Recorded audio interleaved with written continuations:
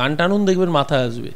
শুভেন্দু অধিকারী বিজেপির বিরুদ্ধে, কেন্দ্রীয় নেতৃত্বের বিরুদ্ধে প্রকাশ্যে বিদ্রোহর আগে পেছন থেকে এই কাজ করছেন না তো?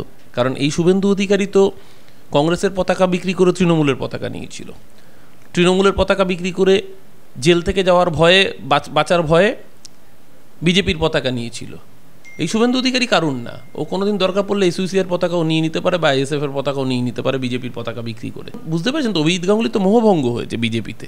তাই যদি মানুষের জন্য কাজ করতে চান তাহলে আসতে পারেন। সেই হিসাবে হয়তো বিমানদা বলেছেন, বাকি ব্যাখ্যা বিমানদা দিতে পারবে না। ওইটা তো অভিজিৎ গাঙ্গুলি যার পায়ের তলায় বসে আইন শিখেছেন নিজেই বলেছেন, ওই বিকাশ ভট্টাচার্যের ডায়ালগ বলেছেন। এখন উনি যদি আবার রাম থেকে ফুটকিটা বাদ দিয়ে বামে যেতে চান, সেই ট্রান্সফরমেশনের জন্য বলেছেন কি না এই ব্যাখ্যা অভিজিৎ গাঙ্গুলি দেবেন? এটা আমরা কি করে ব্যাখ্যা দিই বলুন?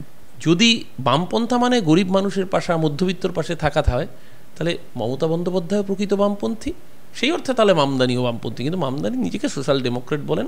নন্দীগ্রামে শুভেন্দু অধিকারী হারবে, ওই জন্য তো বারবার করে ভবানীপুর আসার চেষ্টা করছে। আবার এদিকে রিপোর্ট এসেছে ভবানীপুরে শুভেন্দু দাঁড়ালে 1 লাখ ভোটে হারবে, RSS এর আভ্যন্তরীণ রিপোর্ট বলছে। বোমা তো একবার ফাটালেই কাজ হয়, বারবার ফাটাতে হয় কেন? তার মানে বোমার ভেতরে মশলা নেই। এর বাড়তি আর কিছু বললাম না। নমস্কার, ওঙ্কার বাংলায় আপনাদের স্বাগত। আমি আপনাদের সঙ্গে বিশ্বজিৎ, আর এই মুহূর্তে আমার সঙ্গে রয়েছেন কাউন্সিলর অরূপ চক্রবর্তী। নমস্কার।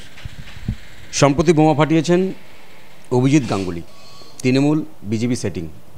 কিন্তু কালকের বিমান বন্দ্যোপাধ্যায় বললেন যে যদি উন্নয়নে সামিল হতে চান তৃণমূলে যোগদান করুন। আপনি কি বলবেন? অভিজিৎ গাঙ্গুলি কার লোক? অভিজিৎ গাঙ্গুলিকে তমলুক থেকে প্রার্থী করার জন্য তদবির কে করেছিল? কান টানুন দেখবেন মাথায় আসবে। শুভেন্দু অধিকারী বিজেপির বিরুদ্ধে, কেন্দ্রীয় নেতৃত্বের বিরুদ্ধে প্রকাশ্যে বিদ্রোহর আগে পেছন থেকে এই কাজ করছেন না তো? কারণ অভিজিৎ গাঙ্গুলি বলছেন আর শুভেন্দু অধিকারীর অ্যাপ্রুভাল নেই। আমার তো মনে হচ্ছে বিজেপির গৃহযুদ্ধ এইরকম জায়গায় পৌঁছেছে সরাসরি নরেন্দ্র মোদী, অমিত শাহর বিরুদ্ধে। এই স্টেটমেন্ট হিসেবেই মনে করতে হবে। নরেন্দ্র মোদী, অমিত শাহর বিরুদ্ধে শুভেন্দু অধিকারীর এই স্টেটমেন্ট। কারণ অভিজিৎ গাঙ্গুলি তো নিজের ইশারায় চলেন না, উনি কল দেওয়া পুতুল।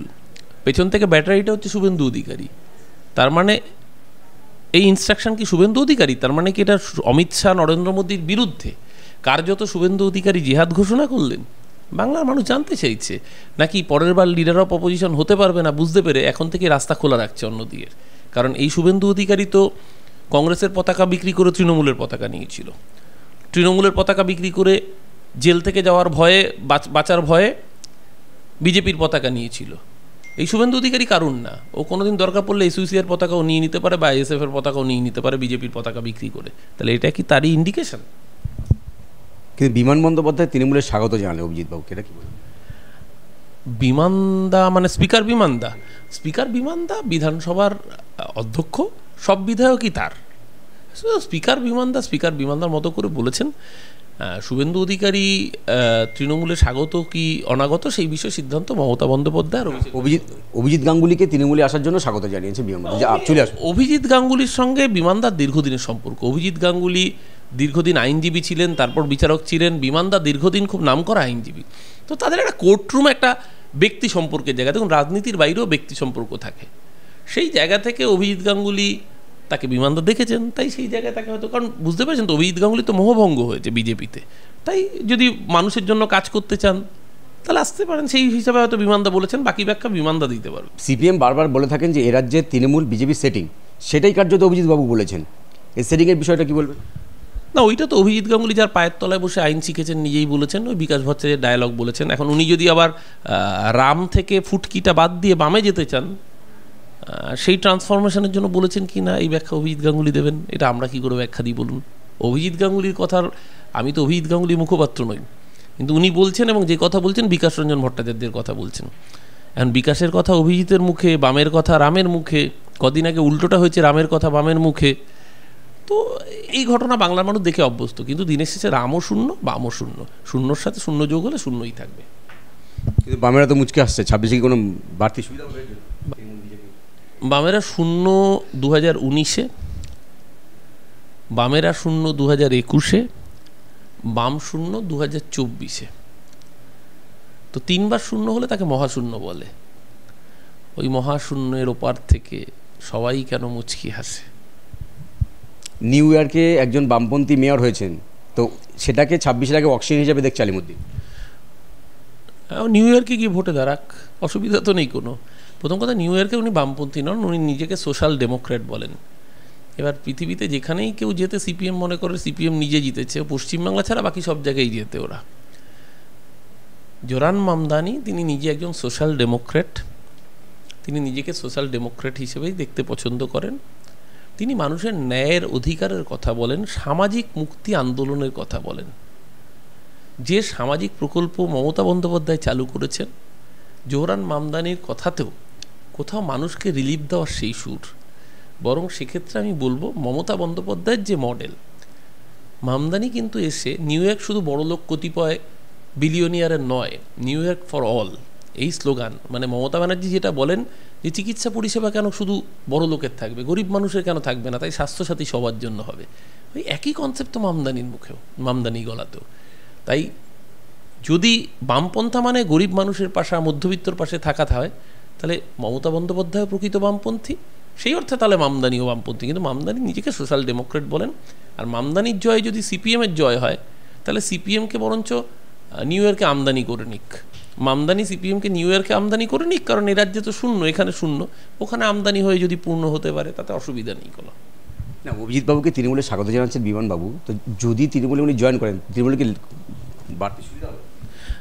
দেখুন, মাসির যদি গোপ গজাতো তবে মাসি মেশো হতো, এই ধরনের হাইপোথেটিক্যাল মন্তব্য করব না। তৃণমূল কংগ্রেসে কে আসবে আর কে থাকবে না সেই সিদ্ধান্ত এক এবং একমাত্র মমতা বন্দ্যোপাধ্যায় আর অভিষেক বন্দ্যোপাধ্যায় নেবেন, আর কেউ নন। বিমানদা কোর্টের সুবাদে হয়তো তার পরিচিত, তাই জন্য বিমানদা তার সম্পর্কের জায়গা থেকে বা একজন মানুষ, তিনি সাংসদ, সেই রেসপেক্টের জায়গা থেকে বলেছেন। কিন্তু এই অভিজিৎ গঙ্গোপাধ্যায়ের একাধিক কুৎসিত মন্তব্য তো বাংলার মানুষ ভোলেনি, এবং যিনি বিচারপতির চেয়ারে থেকে বিজেপির সাথে যোগাযোগ রেখেছেন, নিজে অন ক্যামেরা বলেছিলেন, সেই মানুষের ইন্টিগ্রিটি নিয়েই তো প্রশ্ন থাকে। আগে উনি বিজেপি পরিত্যাগ করুন, তারপরে তো সেই বিষয়ে মন্তব্য করব। মমতা বন্দ্যোপাধ্যায় মানে ক্রিকেটারের শ্রেষ্ঠ ক্রিকেটার হিসেবে এটা নিয়ে বিজেপি টোল করছে, কিন্তু আজকে জানা যাচ্ছে যে মমতা বন্দ্যোপাধ্যায় ডিলিট পাচ্ছেন, জাপান থেকে প্রতিনিধি আসবে। দেখুন, আমি আবারও বলছি, মমতা বন্দ্যোপাধ্যায় কোথা থেকে কি পাচ্ছেন তার থেকেও বড় কথা, মমতা বন্দ্যোপাধ্যায়কে বাংলার মানুষ তার হৃদয়ের মণিকোঠায় রেখেছেন। মমতা বন্দ্যোপাধ্যায়ের সবচেয়ে বড় স্বীকৃতি বাংলার 10.5 কোটি মানুষ, ভারতবর্ষের মানুষ। মমতা বন্দ্যোপাধ্যায় শুধু বাংলার নেত্রী নন, তার বাইরে দেশের জননেত্রী। মমতা বন্দ্যোপাধ্যায়ের সেরা স্বীকৃতি দিয়েছে দেশের জনতা। 7 বারের এমপি, 3 বারের মুখ্যমন্ত্রী, দফায় দফায় ক্যাবিনেট মিনিস্ট্রি, রেলমন্ত্রকের মতো দায়িত্ব থেকে শুরু করে যুবকল্যাণ থেকে কয়লা দপ্তরের দায়িত্ব, 3 বারের বাংলার মুখ্যমন্ত্রী গুরু দায়িত্ব। মমতা বন্দ্যোপাধ্যায়ের সবচেয়ে বড় সার্টিফিকেট মানুষ।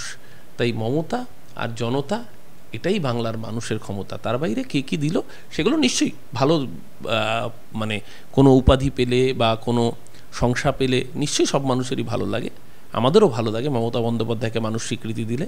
কিন্তু মমতা বন্দ্যোপাধ্যায় আসল স্বীকৃতি দিয়েছে বাংলার 10.5 কোটি মানুষ এবং ভারতবর্ষের মানুষ। সোশ্যাল মিডিয়ায় দেখছিলাম আপনার অ্যাকাউন্টে যে আপনি নন্দীগ্রাম দিবসে একটি পোস্ট করেছিলেন যে ভুলতে পারি না নন্দীগ্রাম, কিন্তু নন্দীগ্রাম 2021 যে ফল হয়েছিল 26 কি বললাম? নন্দীগ্রামে 2021 তো মমতা বন্দ্যোপাধ্যায় জিতেছিলেন। আপনাদের মিডিয়া সহ এএনআই পর্যন্ত টুইট করেছিল মমতা বন্দ্যোপাধ্যায় 1257 ভোটে জয়যুক্ত হয়েছেন। তারপরে লোডশেডিং হলো 1.5 ঘন্টা, তারপর ফল বদলে গেল। মানুষের ভোটে তো মমতা বন্দ্যোপাধ্যায় জয়ী হয়েছিলেন। আর আজকে 10ই নভেম্বর শান্তির সূর্যোদয় বিমান বসু বলেছিলেন যে সূর্যোদয়ে রক্ত স্নাত হয়ে গিয়েছিল, নন্দীগ্রামের শয়ে শয়ে মানুষকে নিহত করেছিল সিপিএমের হারমাদ বাহিনী। আজও সিপিএমের সেই অত্যাচার মানুষ ভোলেনি বলে ওরা শূন্য।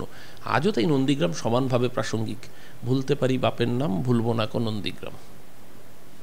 26 ফল 250 তৃণমূল কংগ্রেস, 250 কমে কোনো আসন দেখছি না। নন্দীগ্রামে শুভেন্দু অধিকারী হারবে, ওই জন্য তো বারবার করে ভবানীপুর আসার চেষ্টা করছে। আবার এদিকে রিপোর্ট এসে ভবানীপুরে শুভেন্দু দাঁড়ালে 1 লাখ ভোটে হারবে, RSS এর আভ্যন্তরীণ রিপোর্ট বলছে। বারবার বোমা ফাটাচ্ছেন আপনাদের হুমায়ুন কবির, 22 তারিখে নতুন একটা দল করবেন ঘোষণা করছেন, তৃণমূল কেন চুপ? কারণটা জানতে চাই। বোমা তো একবার ফাটালেই কাজ হয়, বারবার ফাটাতে হয় কেন? তার মানে বোমার ভেতরে মশলা নেই, এর বাড়তি আর কিছু বললাম। যদি নতুন দল করে তাহলে ক্ষতিটা তো তৃণমূলেরই হবে। 2019 সালে তো উনি অন্য দলের প্রার্থী হয়ে দাঁড়িয়েছিলেন, কিছু করতে পেরেছেন তৃণমূলকে? 21-এ হই হই করে মুর্শিদাবাদ মমতা বন্দ্যোপাধ্যায় পাশে ছিল। বাংলার বুকে সে ততটাই বড় নেতা যতক্ষণ পর্যন্ত তার মাথার পেছনে মমতা বন্দ্যোপাধ্যায় আর অভিষেক বন্দ্যোপাধ্যায়ের ছবি থাকবে। যেদিন ওই ছবি দুটো সরে যাবে সেদিন বাংলার মানুষ তার পায়ের তলা মাটিটা সরিয়ে নেবে। 19-এ করে দেখিয়েছে, 26-এ নয় আবার করে দেখাবে। কংগ্রেস, সিপিএম, আইএসএফ এদের সাথে জোট করে লড়াই করতে, শূন্যর সাথে শূন্য যোগ করলেও শূন্য হয়, বিয়োগ করলেও শূন্য হয়, গুণ করলেও শূন্য হয়। কংগ্রেস, সিপিএম, আইএসএফ যোগ বিয়োগ গুণ যাই করুন না কেন শূন্য। তৃণমূল চুপ কেন? মানে গুরুত্ব দেওয়ার কোনো প্রয়োজন নেই, শূন্যকে গুরুত্ব দিতে নেই। 1-2 হলে তাও গুরুত্ব দিতাম, শূন্যকে গুরুত্ব দেয় না। ও দুদু ভাতু, আবপুলিশ, ওই চোর পুলিশ খেলা আবপুলিশ হতো না, এরা আবপুলিশ। হুমায়ুন কবিরকে নিয়ে কোনো দল পদক্ষেপ নেবে না? আমি তো আবারও বললাম যে বোমা তো একবার ফাটলেই কাজ হয়, তাহলে বারবার ফাটতে হচ্ছে কেন? বোমায় মশলা নেই, বাকিটা বুঝে নিন। হুমায়ুন কবির 22শে ডিসেম্বর নতুন দল ঘোষণা করবেন বলে অলরেডি জানিয়েও দিয়েছেন।